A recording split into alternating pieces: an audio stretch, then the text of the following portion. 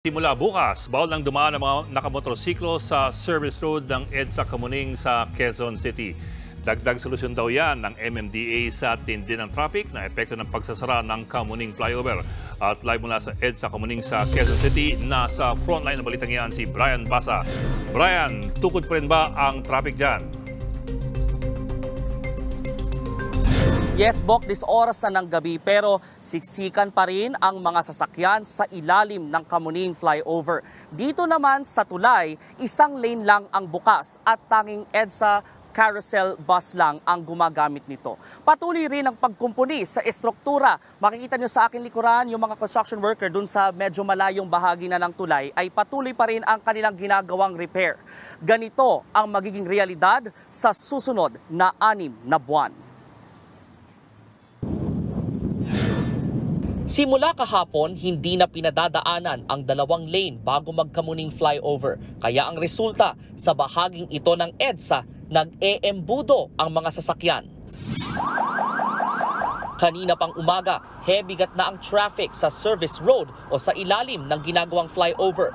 Ito ang sumalubong sa mga motorista matapos ang holiday kahapon. Git-gitan ang labanan ng mga nakamotor at mga nakakotse.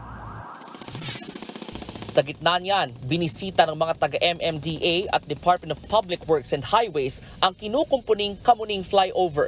6 na buwang sarado ang southbound lane ng tulay bilang paghahanda sa malakas na lindol o the Big One. Sa datos ng MMDA, 24,000 4-wheeled vehicles ang dumaraan sa Kamuning Flyover araw-araw, habang 23,000 naman ang mga motorsiklo.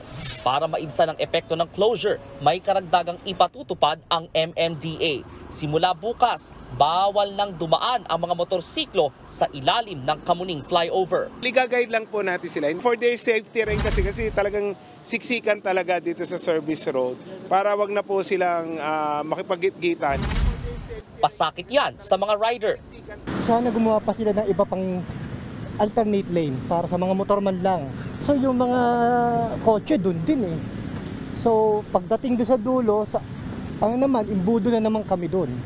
Actually po, dito kasi sa EDSA, mas mabilis ang daan dahil diretso na kesa papuntahin pa kami sa mga alternative route. Maraming pasikot-sikot.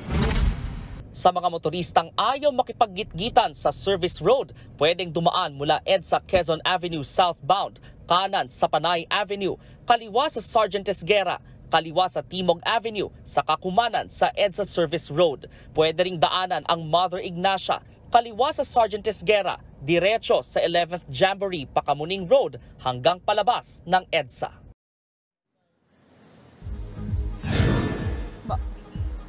Magdaragdag din ng traffic signs at enforcers ang MMDA para padaanin sa alternatibong ruta ang mga motorista at huwag magsiksikan sa service road. Hindi rin daw muna pagmumultahin ang mga motorcycle rider na sisingit sa service road, pero palilipatin sila ng daan para hindi na makadagdag sa matinding traffic sa EDSA. Balik sa inyo. Maraming salamat, Brian Basa. Mga kapatid, Ed Lingaw po, maging maalam at may pakialam sa mga napapanahong balita sa ating bansa. Para sa mas malalimang pagtalakay at paghimay sa mga issue at headlines, tumutok lamang at mag-subscribe sa social media pages ng News 5.